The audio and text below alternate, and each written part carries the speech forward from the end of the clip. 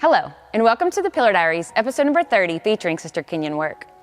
Sister Kenyon has attended Bethlehem Church, pastored by Brother and Sister Vasquez for 17 years. She has been married to her husband, Craig Work, for 16 years. Together, they have 4 boys who all work in ministry in their home church. Sister Kenyon serves on the worship team, the cleaning team, the ladies' ministry team, as well as the media team. She has shared her testimony in a women's correctional facility. She also works weekly in a local jail ministry to share the love and redeeming power of God. She works alongside her husband to help couples who struggle with addiction. Through counsel and the Be Free ministry, they have seen a great revival of souls. Sister Kenyon's testimony will show you the freeing power of walking in a life lived for God. When the world says you're not enough, that you've gone too far and done too much, that they will never survive this, God says, Lazarus, come forth. And do you know that after Jesus brought Lazarus back to life, many believed on Jesus because they came to see what was once dead live again? That's the power of our resurrection stories. These women are our pillars, and their stories are our monuments. If we ever fail to tell their stories, what they have built will crumble. These are their diaries.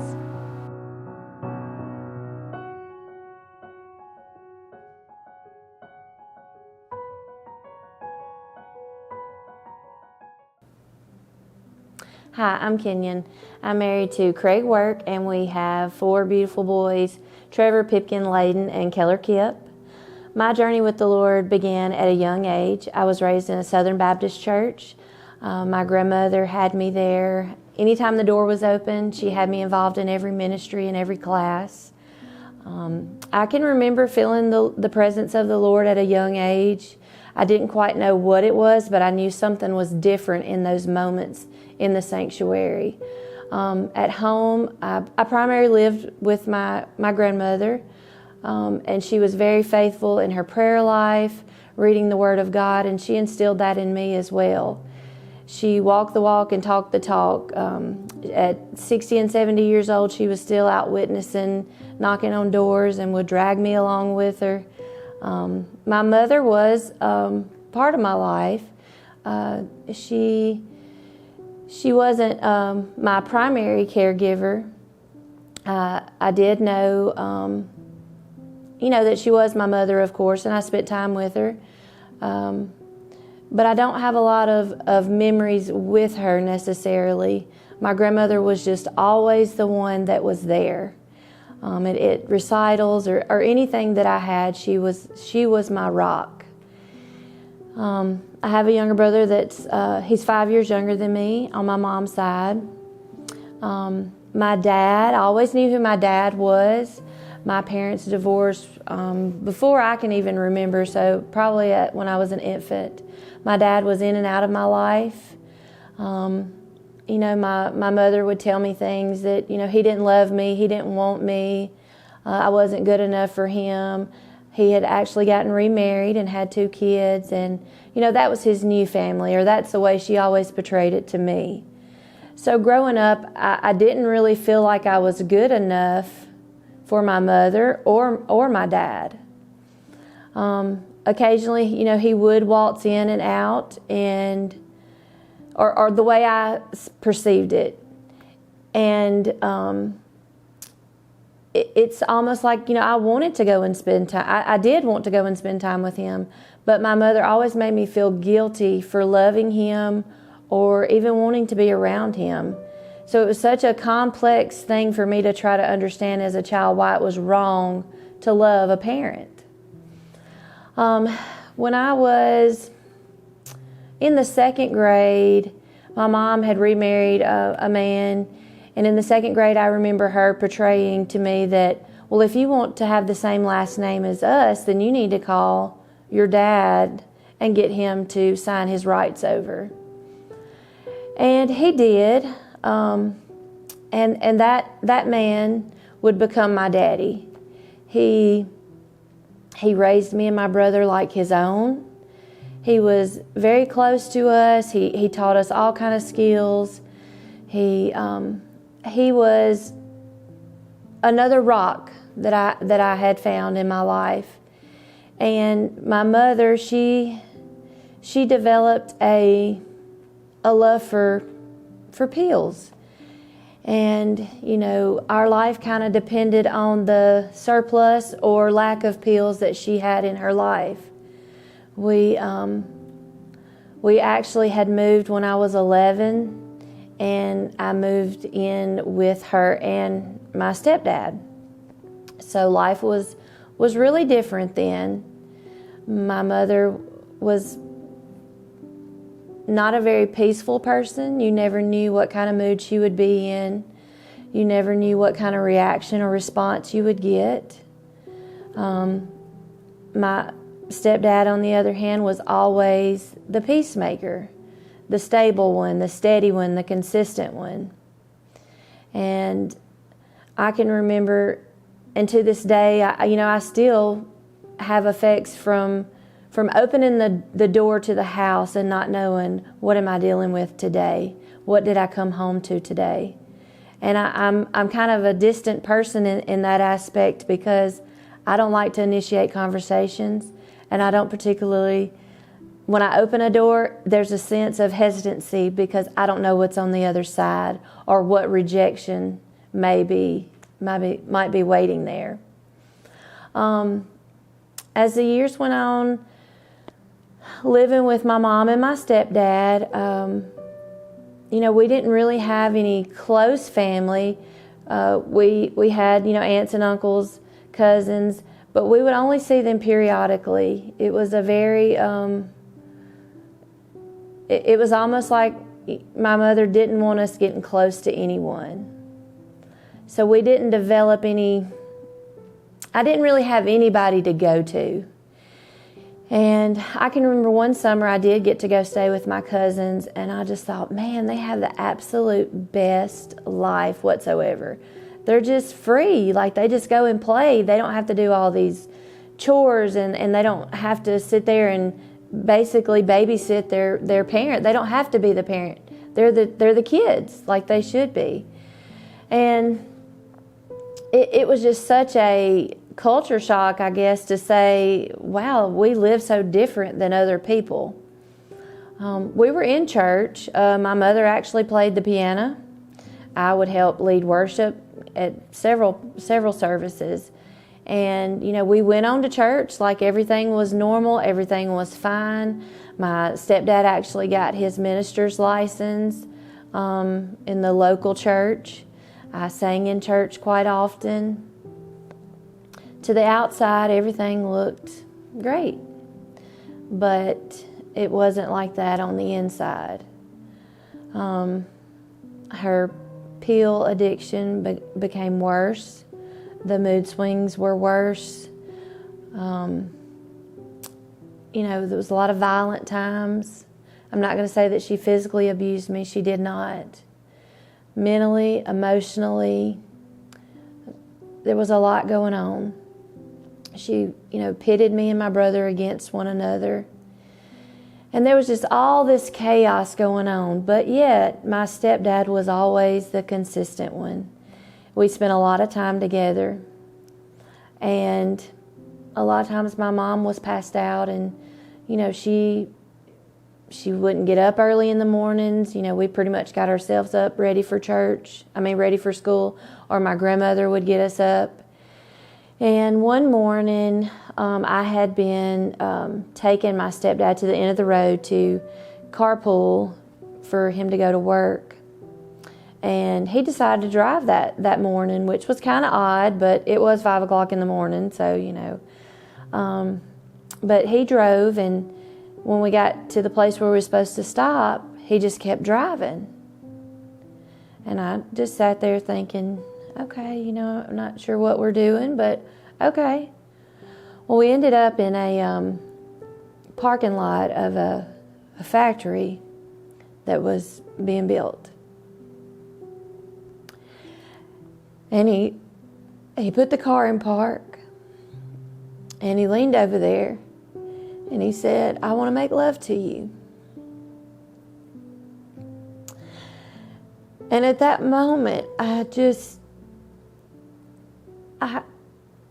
thought, where is everybody that's supposed to be for me? Where where can I go? What do I do? And I just kept telling him, no, I'm your daughter, and you don't do those things to your daughter. You're my daddy. You don't do this. This ain't right. And he grabbed my arm and tried to force me in the back seat, but I just kept just telling him, no, this is not right. And I remember he turned around, he just started driving, and we drove in about complete silence for a good 30 minutes, and he turned the radio on. And one of the first songs that came on was Daddy's Hands. And that was a song that I had sang several times for him. And he would just cut it off. He cut on another station, and it was Daddy's Hands again. And it was like, oh my gosh, Lord, what is going on? Lord, you got to help me in this moment. I don't know what to do. When we would pass a bridge, I would just pray, God, just let us hit the bridge. I just want to die right now, because I had no idea what was going to happen next. I just thought my life was over. This is it. There's no telling what's going to happen to me. Lord, I don't understand this. You're supposed to be for me. Why is this happening? And I remember we stopped for gas. It was an hour and a half drive, and we stopped for gas. And when he put it in park, I just ran out of the car, jumped over the gas station desk, and I was like, you got to help me. Y'all please help me. And he left, and I got the phone, and back then you called collect. So I tried calling several different people. I tried to call my pastor, my grandparents, cousins, anybody that would answer the phone. And finally my granny picked up the phone, and I said, Granny, I need to talk to my mama right now. And I remember when my mama got on the phone, I said, Mama, Daddy tried to. And that's all I got out. And she said, oh, I knew this was going to happen. And I just thought, you knew this was going to happen. You know, how do you even process that? So she told me that a cop would come and pick me up, and that she would see me, soon. So we went, I filled out all the paperwork with the investigator, you go through all that stuff. And I remember the officer's name. I remember what I told him. I remember my mom saying, well, you don't want your daddy to go to jail. Don't you want him to just get help? And I thought, well, yeah, I just want him to get help. I don't want to tear our family apart. And I remember just saying, I don't want to do anything. If he'll just go get help, everything's okay. And when I got home from there, it was almost like my mother was mad at me, like it was my fault that it happened. And I remember her saying, Kenyon, even if you were a whore, he wouldn't have done that to you. You need to get over it. And I just thought, in a sick way, well, I'm not good enough for that either. Anyway, he came back, and she let him move back in. He came back home. He did say his plans were to drive me to a cemetery where we had burial plots, and he was going to let me shoot him. Which, thank God, it didn't get to that point. But we went back to living like nothing had ever happened. And I remember within just a short time, she wanted me to go to the store with him. I was like, I don't want to go. She said, well, you can go. I said, but I don't want to go.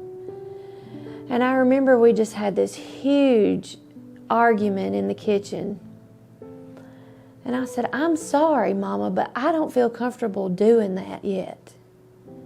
Of course, it got flipped around that, you're just making stuff up in your head.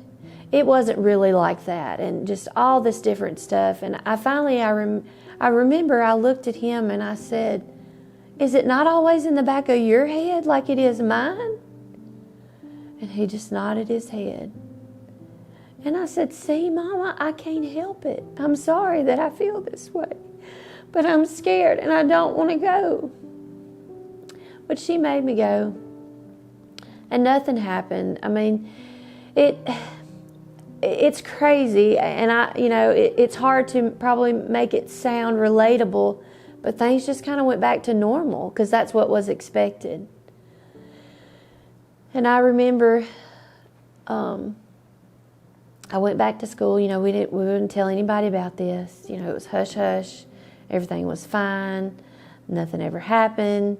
It was almost like my thoughts were being made for me. The feelings that I felt, I was being told how I was to feel about the whole situation.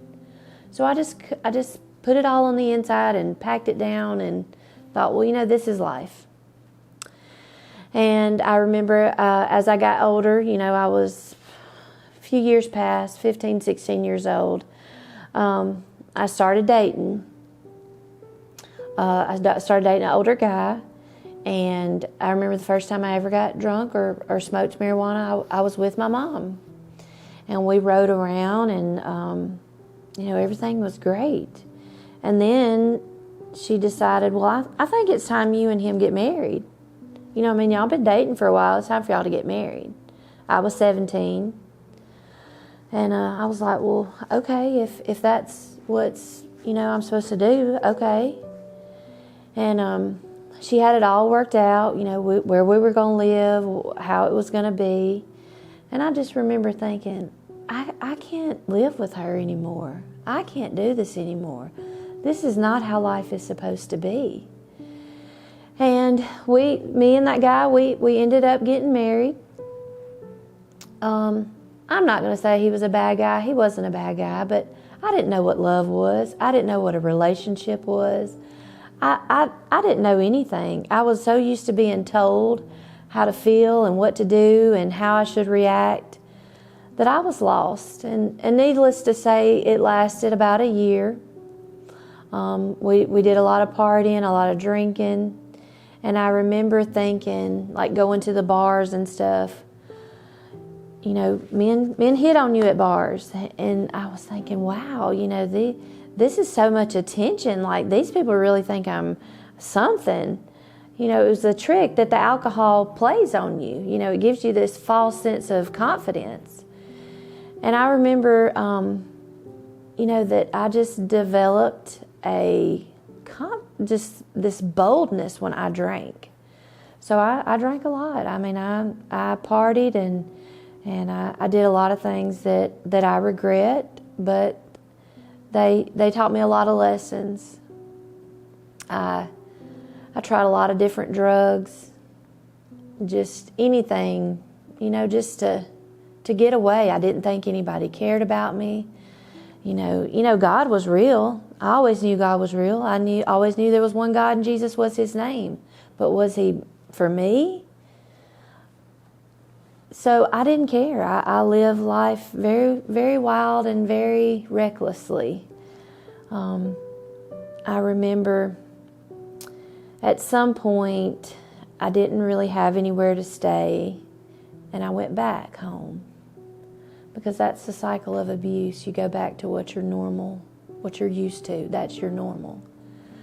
And I remember, I can recall my dad, my real dad, happened to call. And my mom answered the phone and basically just blessed him out. And I just thought, well, that is still my dad. He's actually a good guy. I've met him. I've talked to him. He's told me a lot of things that you did. I think I need to give him a chance. And basically, it ended up in her pushing me down the steps, throwing all my stuff out in the yard, and I left again. And this went on several times. Like the cycle of abuse. You have the honeymoon phase, then things start wearing off, and then it gets bad, and then you leave or or something bad happens, and then they apologize and they're ready to start over.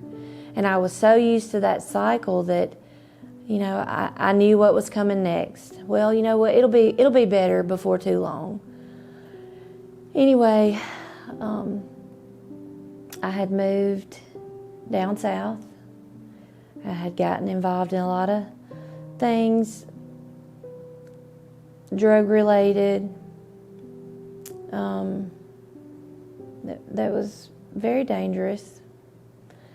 I do remember getting raped one time, but it didn't make me angry.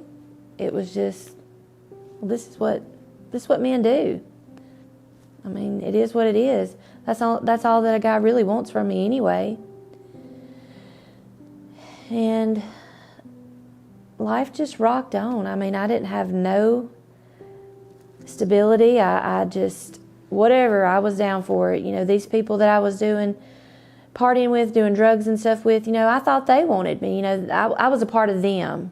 And that was more of what drugs did for me. I didn't care about how they made me feel. I just wanted to be a part of somebody. I just wanted somebody to want me. And I got pregnant. And I was living by myself. I didn't have a vehicle. I had to walk to the store to get food. And I just thought, I can't raise a baby like this. I got to go back home. So I called my mother. I told her, I said, I'm pregnant and I need to come home. So I went home. Life was good for a while. I mean, it really was. I had my oldest son, Trevor, and I went to college. I was going to college at night, working during the day. And all of a sudden, it was like the switch flipped. And this child was becoming my mom and my stepdad's child. They were taking over him. She would tell me constantly that I didn't know how to be a mother. What I was doing was wrong. And I just remember thinking, I can't do nothing right. I'm just going to go to school and I'm going to work and I'm going to try to do the best I can, and then one day I'm going to get us out of this. And I was working at a home decor store, and a lady that had a consignment shop come over and introduced herself to me, and me and her became friends. She was Pentecostal. Up until this point, I had been in one Pentecostal church, and the lady was howling in the corner like a wolf. So I was like, it's not for me. Pentecostals are crazy. I thank you for the invitation to church, but I'm just going to pass. I'm good, at the Baptist church. And I did. I got, like I said, a great foundation from my Baptist background. But she just kept on. And I thought, well, she's been a really good friend to me. I'll just try it out. So I went. And the first service, they had a evangelist there. And guess what? He came straight to me. And when he started praying for me, I wasn't scared. But that familiar feeling of the presence of God from when I was little came back. And I was like, okay, something is different about this. And I got the Holy Ghost that Sunday morning at church for the first time. And that night I got baptized in Jesus' name. And life was different. I felt different. I felt for once in my life that I was complete. I had somebody on my side. And going home, though, I was mocked. I was ridiculed. That's a cult. They're brainwashing you. All this negative feedback. And I was just like, why can't you just be happy for me? Like, I'm growing closer to God. Just because I may look different, I'm dressing different, doesn't mean that I'm a different person necessarily. I'm still your daughter. And it was just like that person came back, that you're ugly with no makeup on. You look stupid with your hair like that. Why would you want to dress like that? There's no boys that's going to want to be with you. I was just thinking, what? I don't know what to do, but I knew that God was at Bethlehem Church. I knew what I felt was real, and I knew it was for me. I knew I had to get me and my child out of there, but I didn't know how I was going to do it. I remember they didn't allow me to take him anywhere, but I remember it was a Memorial Day weekend. That same friend had a get-together at her house, and they let me take my little boy for the first time. And we went and actually met a guy there named Craig. Somebody was trying to do some matchmaking. And I remember meeting him, and saying, hello, nice to meet you. But soon after that, the phone calls and the texts started coming through. Where are you at? Get home now.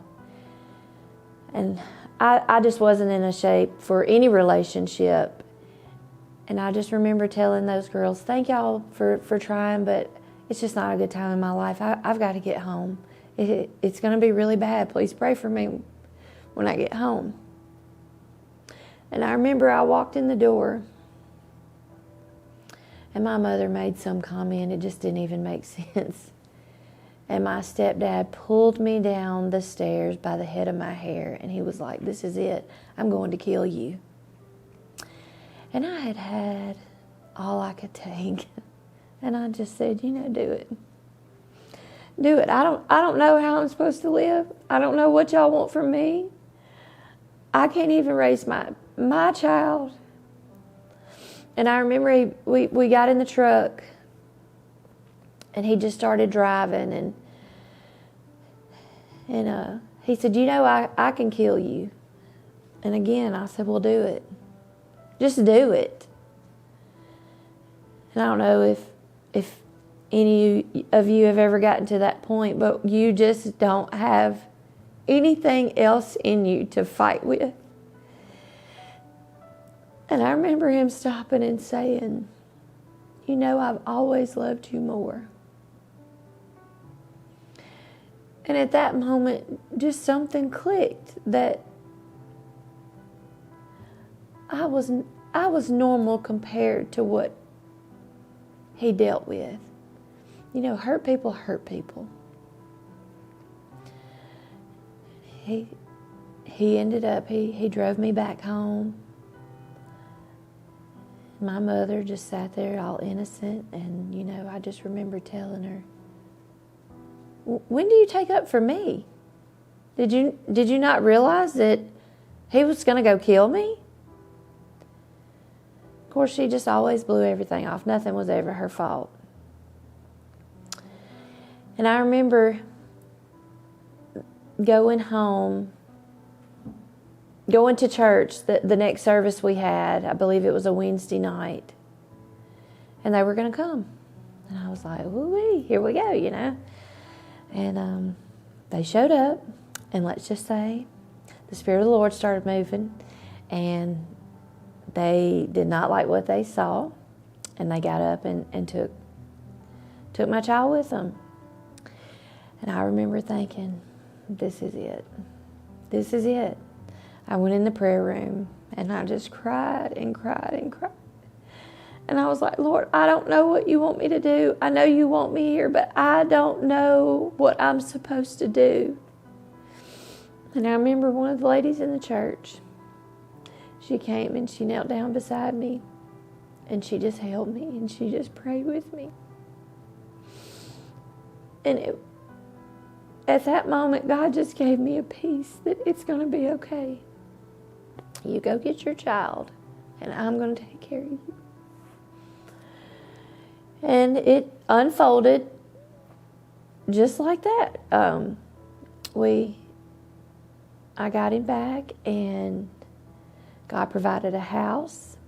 He provided me with 2 jobs to provide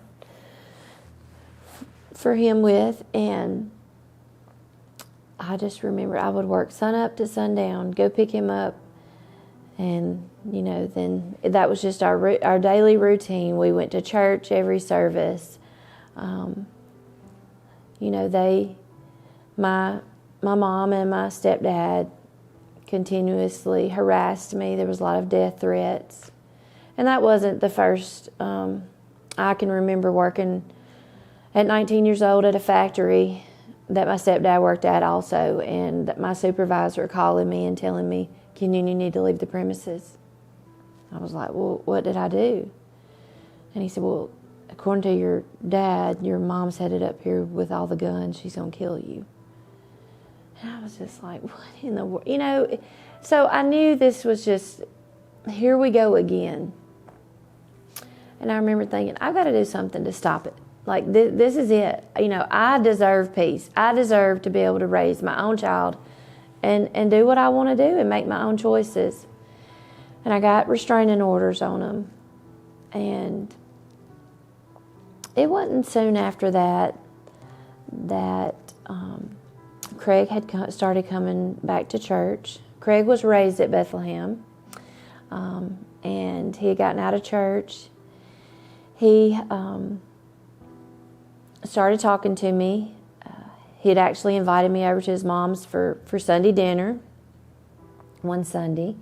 I remember going to church that Sunday, and he did not show up for church. And I thought, well, I just won't even go, And I remember his mother coming over there, and she said, "Oh, he'll show up in a little bit. You just come on, just follow me." And I remember going, and, they were wonderful people. And we ate, and everything was great. I remember going out on the trampoline and playing with one of the kids, and Craig never showed up. But I thought, well, I said, don't feel bad about it, y'all. I had a great time. Y'all are wonderful people. Food was delicious. It's okay. And they were just constantly calling him, like, I don't know where he's at. I don't know what's wrong. And I remember messaging him a few days later and just said something like, it's okay if you didn't want to come, but I hope that you have reached out to your mom and dad because I know they were really worried about you. I just figured, hangover, I've been there, done that. Didn't really read that much into it. And I just kind of let it be. I saw him at Walmart a few times, just spoke. And then one night he called me crying. "I'm sorry. I've done you so wrong. I'm sorry." And I said, well, we can work it out. Just start coming to church. We'll see how it goes. And at that time, I had kind of backslid. Even though I was telling him to come to church, I was living another life outside of church. And I remember me and some girls had went to a bar one night, and he was sitting at a table. And I seen him over there, and I don't know what possessed me to do it, but I just walked over there and I just laid one on him. And we pretty much, not long after that, we started dating. We were engaged probably 6 weeks into dating, and 6 to 8 weeks later we were married. He took Trevor up just as his own, and he loved Trevor. He even asked his mom one day, he said, "Can you love 2 people at one time?" And she said, "Well, I don't know, Craig. What do you mean?" He said, "Well, I love Kenyon and I love Trevor." And she just started crying, and she said, "Yes, son, absolutely." And we got married. We miscarried a baby just a few weeks into our marriage. We started partying. We just, I'm not going to say that we were, completely out of church, but we were not in it the way we should be. We partied a lot. We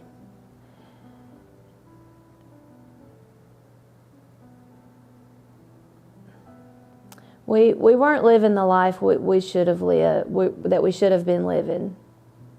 But something brought us back to church. I don't remember what it was exactly, but we got back in church, and we found out I was pregnant again. And this was our second child. And we really got into church. I mean, we were faithful. Everything was going great. Pipkin was born. And I can just, looking back, there were several times, if I would have realized sooner what was going on, he would stay out later, or, I couldn't really add up the story that he was telling me with Craig. And we kind of drifted apart a little bit. We got to where we fought more. Then found out I was pregnant again. We weren't really in church at that point. So here I was with 3 boys now. And, Craig was just in and out of the picture. I felt like a single mom. It was, I went to work every day. I can remember times that there was just all these excuses. Oh, well, I didn't get home till 1 last night because of such and such and such and such. And I just believed all of them, I did not want to come to terms with addiction is back in my life again, and somebody is choosing a substance over me. I just want to have somebody for me. I just don't think that's what he's doing, and in the back of my head, I think I knew, but I never wanted to come to terms with it. He drove a truck, so, a lot of time you didn't know where he was or what he was doing. So, halfway I could believe some of the excuses. You get held up in traffic, there was a wreck, there was this, there was that. So I struggled, thinking, well, what is it? Why doesn't he want to spend more time with me or these boys? At this time, Pipkin had Pipkin is nonverbal. We had went to a lot of different doctors. Pipkin had pneumonia twice a year, every year, hospitalized. And we had went to all these different doctors trying to figure out what was going on. And for some reason, we had gotten back in church, and I remember there was a missionary or an evangelist there that night, and they were talking about getting people healed. Miracles were in the room. God wanted to heal somebody, and I thought, well, he needs to heal Pipkin. And I remember calling, asking, can he come back here and pray for him? And up until that point, nobody could really figure out why he was having pneumonia. Why was he in respiratory distress at so many times in his life? I think Pipkin was 7 years old at this point. And that man come and prayed for him. And Pipkin never got scared. We went that next week, the next day, I'm not sure exactly, for a procedure. Just an exploratory surgery to try to figure out, what is going on. And they found that he had laryngeal cleft. He had been aspirating food all this time, and nobody ever found it. So I feel like God healed Pipkin. Not necessarily the way that I would have chosen to do it. But we had the problem, and we could find a solution to it. And we did. And praise God, he's only had one other episode. And we went in and did a permanent fix. And since then, he's been fine as far as, the pneumonia and all that. But I was like a single mom. I was doing all this on my own. I was like, I'm just tired. What is wrong with me? What is wrong with me?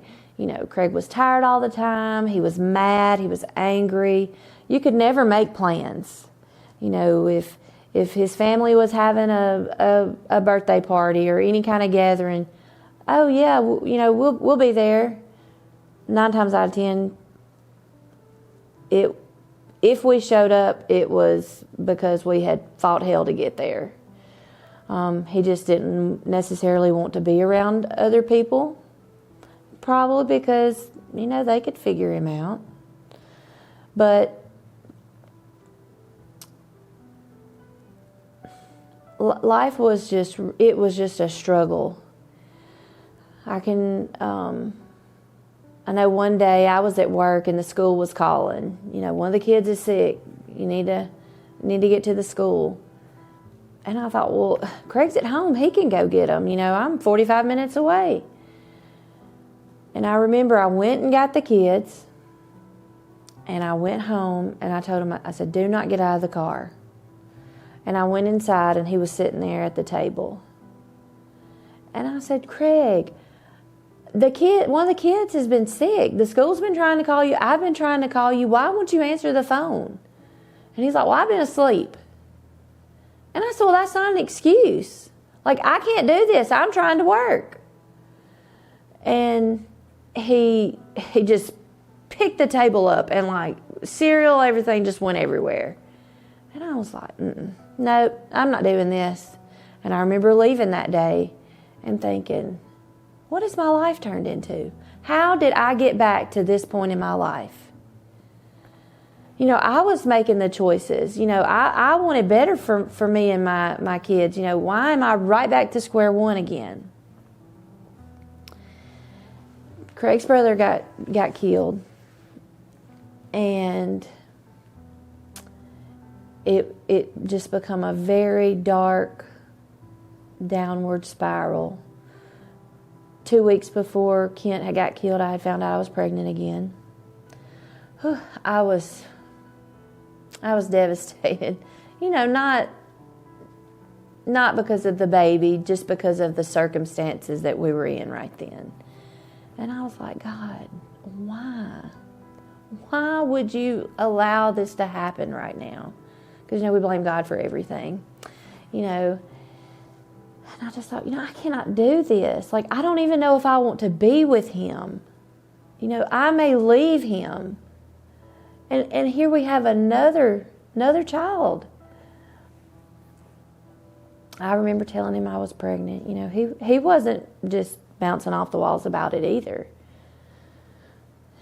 And we had celebrated a wedding anniversary that month too. And it just got very dark. I was pregnant, so I was at home a lot more. And he was gone a lot more. I was slowly, like, this is drugs. Like, this is what drugs, he's doing all these different things. And I would ask him, and he would just always have an excuse. You're crazy. I'm not doing that. But at the same time, I thought, well, I've done drugs before, but like on Monday morning, I knew it was time for me to go back to work. Why can't he be like that? Why can't he just, if he wants to do that on the weekend, that's fine. But, like, we have a life that we have during the week. We have to go to work, all these things. And I remember one day something came out of our bank account. I was like, what is this? So I looked it up, and it was a dating site. And I thought, what in the world? Somebody has done hacked into our bank account. And I thought, I thought, I'm just going to see what's going on. And I got into his email. And it was like a ton of bricks had hit me in the face. There was all kind of websites and dating sites and personal ads and just all these different things. I just felt deflated. Like, okay, here we are with 4 boys, and I don't know what to do. I cannot do this anymore. And I remember asking him, Craig, this is in your email. This came out of our bank account, just facts in black and white. No, I did not. That is not me, and I was just sitting there thinking, well, he wouldn't lie to me. He wouldn't lie to me. I just didn't want to be a victim again. I did not want to be the victim of it again. And I remember there was some talk about a girl, and I'd ask him, are you sure? Or you promise me that you haven't done anything? I promise, blah, blah, blah, And I just believed him. Okay, you say you're not doing these things, I believe you, but I can't do this anymore. This is just too much. There's too many red flags. And I called a divorce lawyer. I told him, I'm pregnant, but I need a divorce. And, the guy told me all the ins and outs and what all needed to be done. I went to Craig's parents. I told him, I said, things have gotten really bad. And I'm going to step away. Me and the kids, we're gonna leave. We're gonna do something. And before this, there were many times that if it got real bad, the rage, the fits, the tantrums, me and the kids would just go get a motel room. Hey boys, we're just gonna go on vacation. That's how I would put it out there, and that's how we went.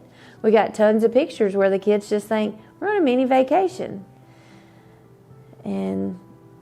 But on those pictures, nobody even realizes what was really going on at that time. When I told him, I want to get a divorce, I don't know if I believe you anymore. I want to believe you, but there's just too many things that's telling me that you're not right. And I promise, I love you and them boys, just the same cycle over and over and over again. And I remember at that time on Facebook, there was a meme that said, what's worse than going to hell? Sending your kids with you. And I just thought, oh my gosh, look at me. Look at what I'm doing. I don't have my kids in church like I'm supposed to. I did at least have that to fall back on in hard times. They don't have that. And I started back in church. That was in July of 2019.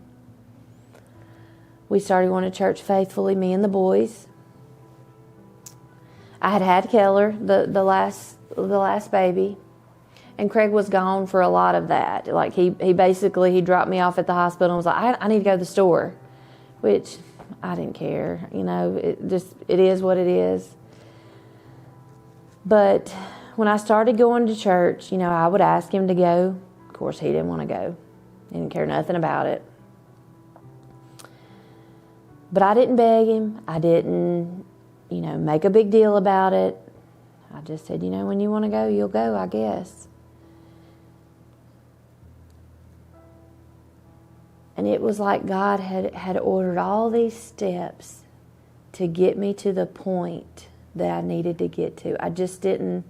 I wasn't putting it all together myself. I had never been scared of him up to that point, but I remember him making a threat, and I just thought, no, I will not do this again. A few weeks before that, though, he had the oldest boy and him had gotten into it about something, and he had never beat our kids. I mean, it was nothing like that. I'm not going to say that he didn't holler a lot, or and I'm not saying that's not common, but this was more of a rageful, mad, you are interfering in my life, kind of situation. But I remember him grabbing him by his sweatshirt, and I just thought, oh my gosh. And I remember telling Trevor, I will never let that happen to you again. because I could remember my mama never choosing me. And I thought, nope, I will not let him go through that. And all this time, as a mother, I thought I had been sheltering, protecting, shielding my boys from all of this. But that day that happened and he made that threat, that was on a Saturday. That following Monday, I went and filed a protective order.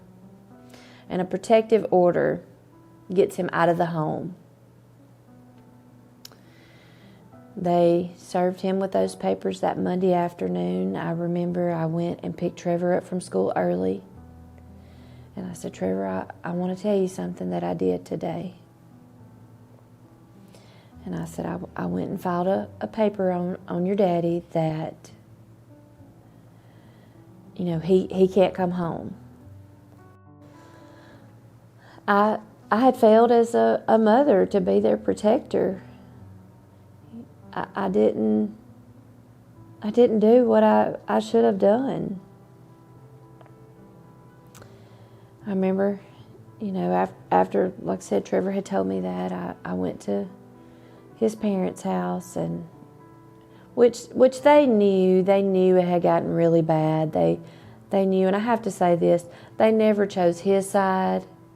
They never necessarily chose my side. They were just on the side where everybody would be okay. You know, they wanted what was best for everybody.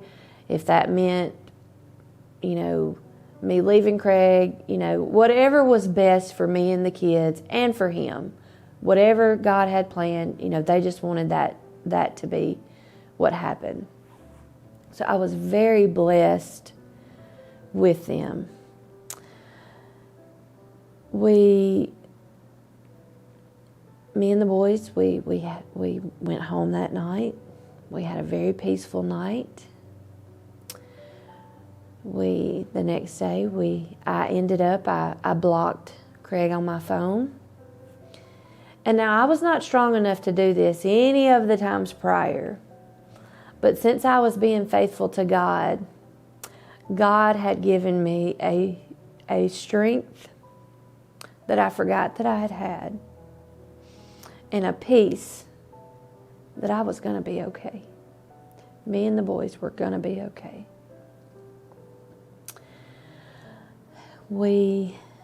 That Thursday was Halloween.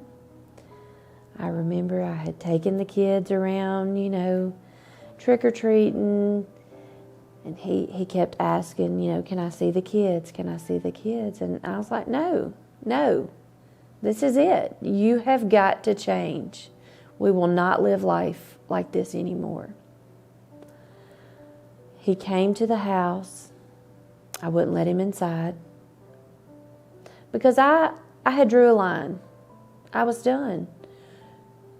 We did not deserve it.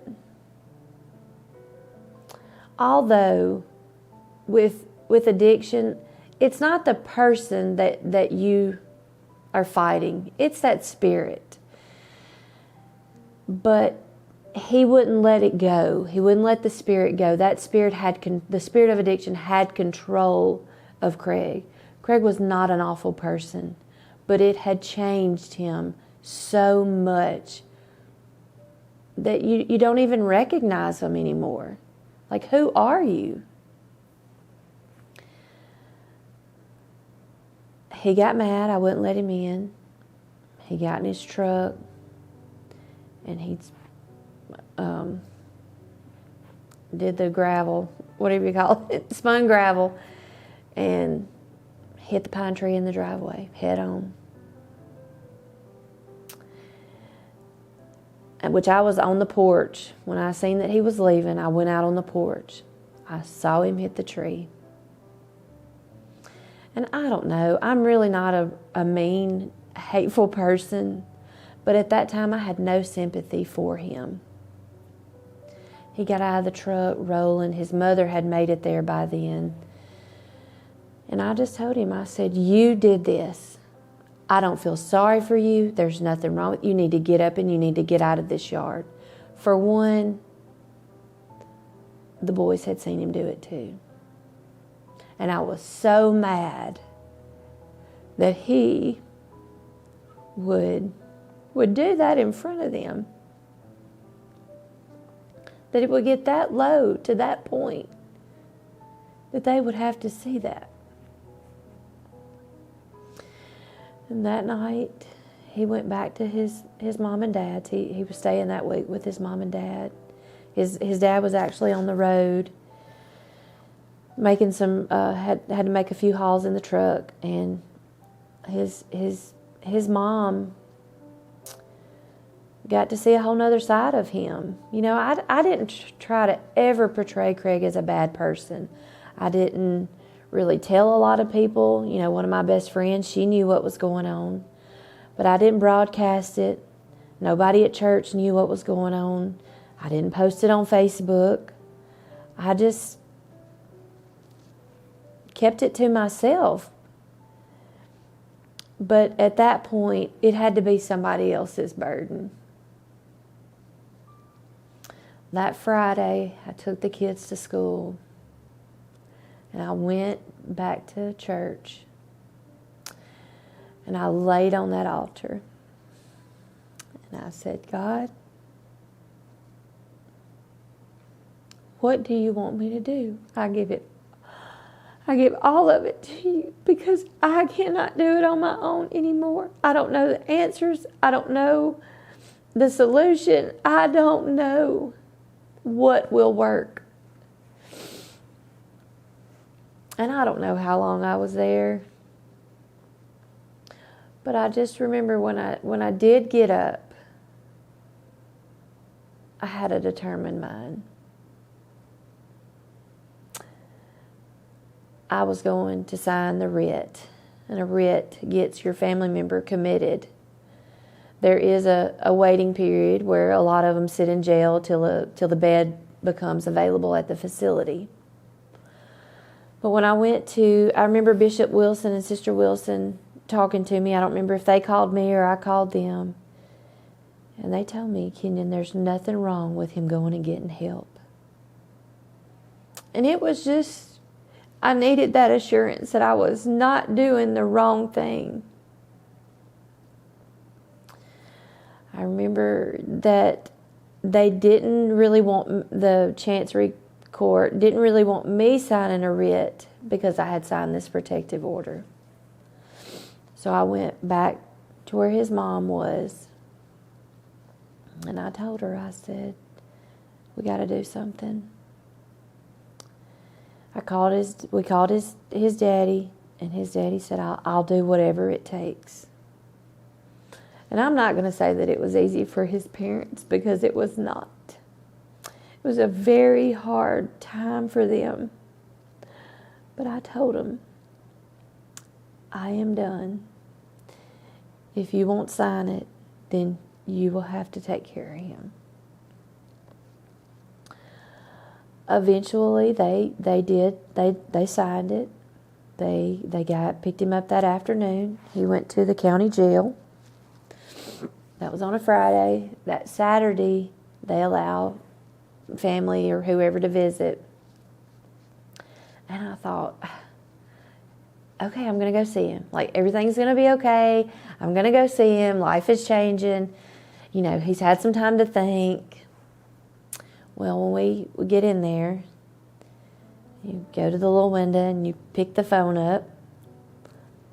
I could just tell. He was mad. And he told me, he said, with a few choice words, you got to get me out of here. You got to get me out of here right now. They've got me in a 4x4 cell. Do you know what that's like? And I remember telling him, yes. What do you think me and your boys have been living in?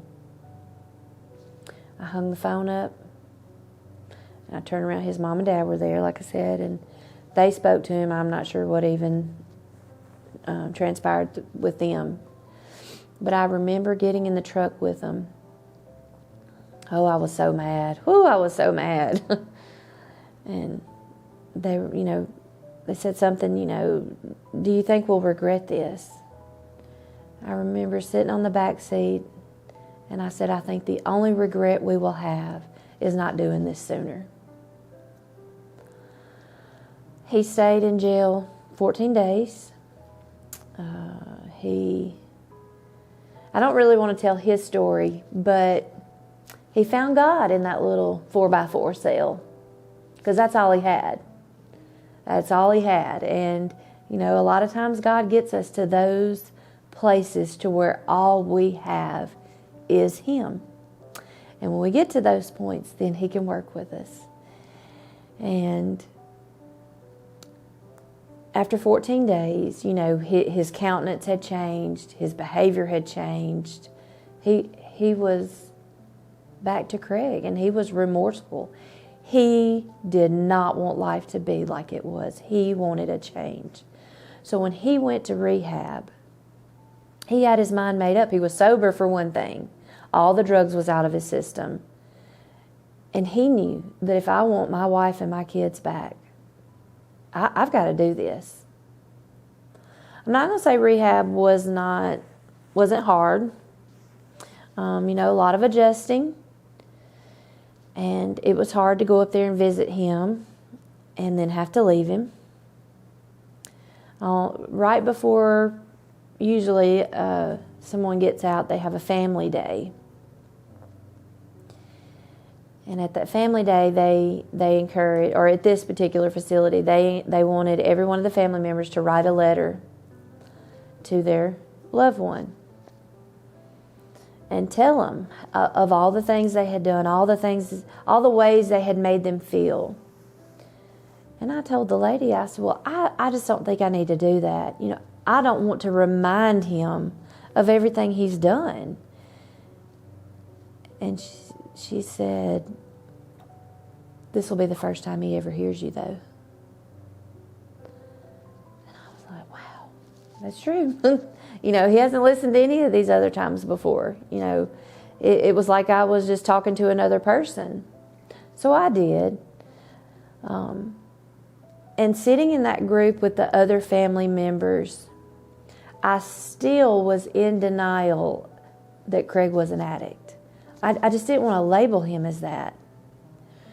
But as these people started telling their stories, I thought, oh my goodness, that is our life. Craig is just like these people.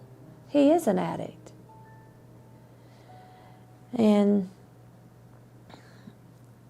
a lot of healing, I'd say some healing took place in that room, because I realized it's not just me.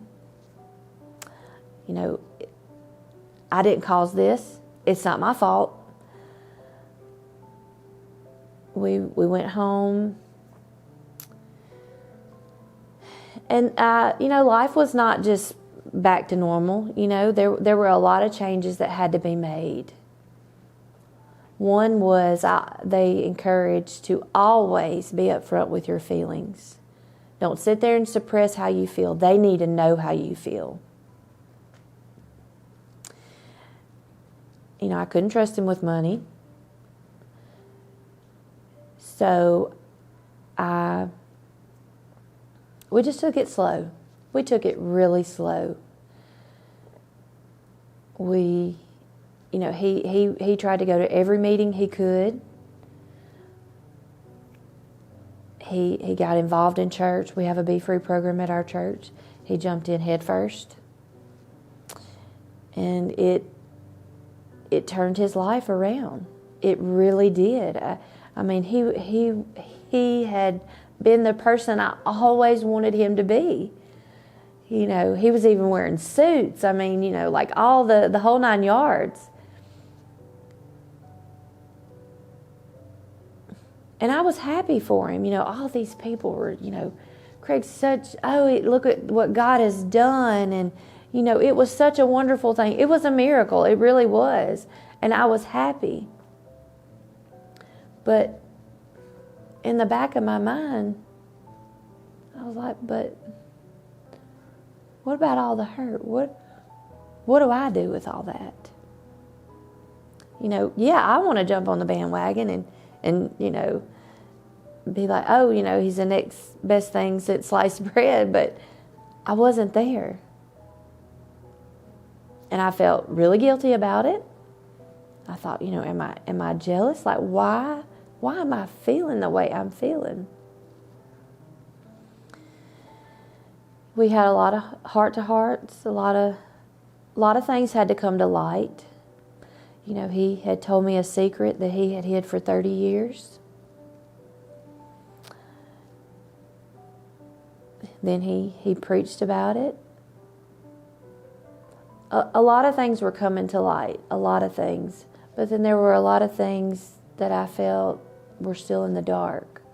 But I didn't want to push a button. I didn't want to rock or mess up what was happening. I mean, life was good.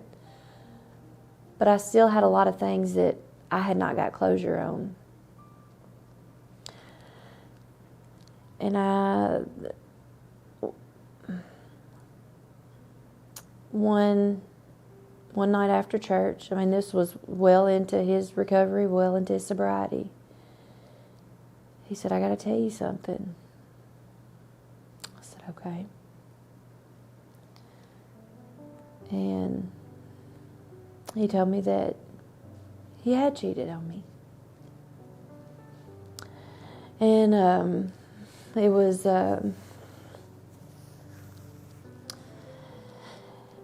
like a double-edged sword. Part of me felt relief that I wasn't crazy, that what I thought was happening was happening.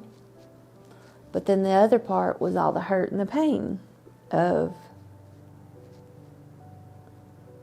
not, all the feelings of when you have been cheated on, I wasn't good enough. Why couldn't you love me enough? All these things. And I remember we went to Pastor V, and he said, Kenyon, I think while everybody else has been rejoicing, you've been in a sense of mourning. And I said, that makes a lot of sense.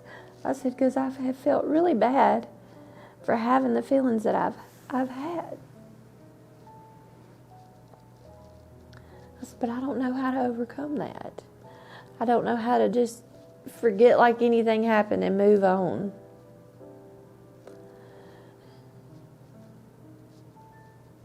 And I decided to go to counseling. I found an apostolic lady not far from the house. And I remember the first time I went, she said, well, what are you here for? Tell me about yourself. And I said, well, I don't really even know where to begin, because I feel like this is something that should have happened probably 30 years ago. And I have so much built up on the inside of me that I don't really even know what to tell you. She was very patient, very calm. She pulled it out of me. And some of the things, well, how did that make you feel? And for once in my life, all this time, I had just been doing what was expected of me. One of my friends, when growing up, talking about my mom and stuff, she said, have you ever looked up the word narcissism? And I said, no, what is that? She said, I think you need to look it up. So I Googled it. I actually found a website called Daughters of Narcissistic Mothers. I'm going to tell you, it was a play-by-play of my childhood. So all this time, I was manipulated on what I thought. And then here, I didn't even know how to tell her I felt. I said, I don't know. I don't know how I feel. I know what's expected of me. I can tell you what you want me to tell you, but I don't know that that's the truth. And it took a lot of digging, but I recommend counseling to anyone. There is nothing wrong with it. They have a way of pulling things out and putting them where they belong.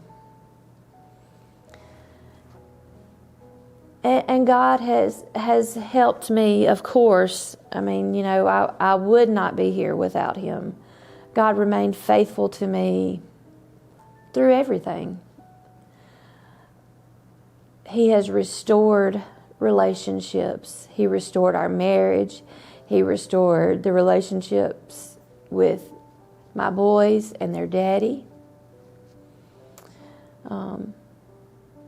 My brother and I that grew up together, at one point, he had a lot of animosity towards me. He thought that I had left him, but I didn't leave him. I left the situation I was in. And for a long time, we didn't speak. I would say that we went 10 to 15 years without speaking. And I had gotten word that my mother was no longer in his life. And I just reached out to him. And I said, Bo, I love you. And I hope one day you understand why I did what I did. And it took a little while, but God has restored that relationship, and me and him bond. We can talk about different things that we went through, and it has just brought us really close. He has a wonderful wife and 3 beautiful children. I have 2 siblings on my dad's side. I'm very, very close to them as well. My dad did die of a massive heart attack. So I didn't, get to get that relationship back, but we actually did meet and talk before he died. And I know why he did what he did. He didn't do it to hurt me. He did it to protect me. So, I have been able to forgive in a lot of areas that I didn't think I would ever be able to. And then with Craig, there's some apologies that I probably will never get. Craig doesn't remember a lot of things. And it's not my place to sit there and remind him of it. He has overcome that, and we are moving forward. But God has it's amazing how God has ordained everything that has happened. When I look back, I just think, wow. It may have took a while. It may have been a struggle. It hurt and it was painful. But I was reading the story of Joseph the other day to some of the ladies in the jail. And I was telling him, I said, what you're sitting in right now, your enemies or the enemy has tried to destroy you with it. But one day God will elevate you with it. And God has done that. All of this mess, all of the hurt, everything, God has turned around into something very beautiful. And I know that God is not done. So our story is summed up: what the enemy meant for evil, God can use for good. And there is hope. There's hope for anyone out there. I love my mom and I love my stepdad. I don't have a relationship with them, but I know that God can use them too. And I pray that they will let God allow that to happen, because they have a powerful testimony too.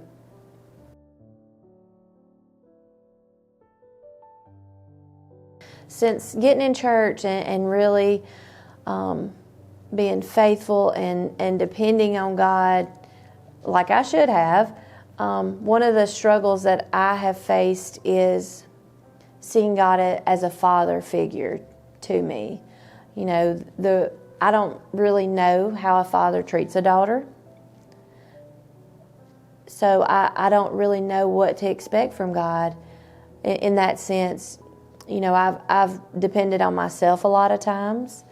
I've had trust issues. So that has been a turning point for me. I have really had to open up to God and surrender so much hurt and so much pain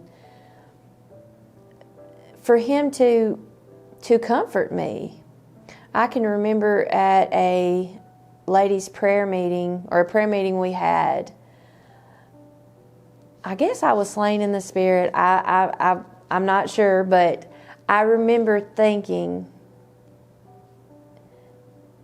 I'm so peaceful right now. Like, this is so, I felt enveloped in peace. And it wasn't an audible voice, but it was telling me, lay your burdens at my feet. I'm your Father, and I'm here to comfort you. And I don't know that I've ever had that in a person besides my grandmother. But that relationship was cut off in a sense because of jealousy. So being able to see God as this person without all the tainted filters and the trauma and the pain and all that has been such a beautiful thing. So I encourage you, if you don't think God is for you, like I did so many times, He is. He just wants you to surrender. And He has blessings upon blessings for your life.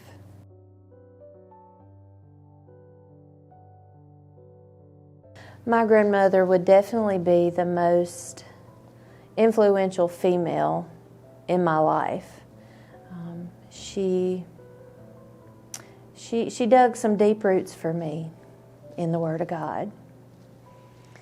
She talked to God on a daily basis, and she taught me to have a servant's heart. And I've learned so much from her. It's hard to put into words to describe the kind of woman that she really was. But she loved God and she loved people. And she instilled in me,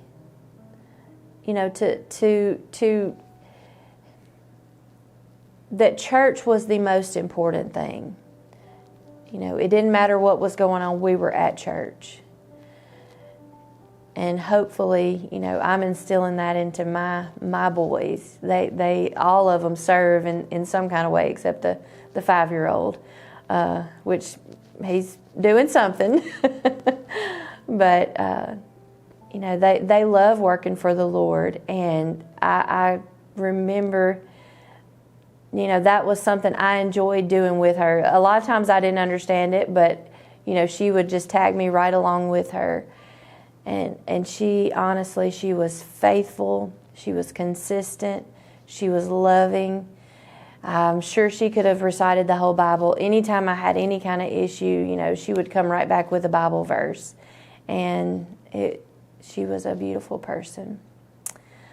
I do have, and I recommend that you find you a circle of friends that when you need prayer, they're going to pray for you. When you need encouragement, they're going to encourage you. And I have a great circle that I am so thankful for, because there's been times that, I needed that encouragement. And I knew that when they said they were praying for me, they were doing it. And they reached God for me. So I recommend, it's easier to hide everything and keep it to yourself, but it helps a lot more, and it makes the situation go away sooner when you expose it and get help from your friends. Or in some of my circle, I have elders, I have middle-aged, and I have younger ladies. And I think that's important to have the different generations pouring into you.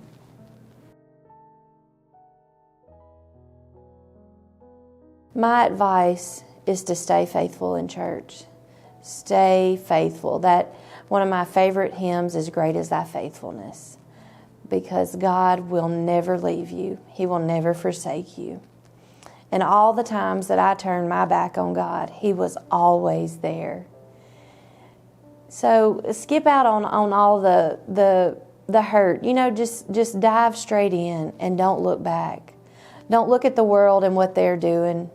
Look at what God has for you, because it will be so much more than anything the world can offer you.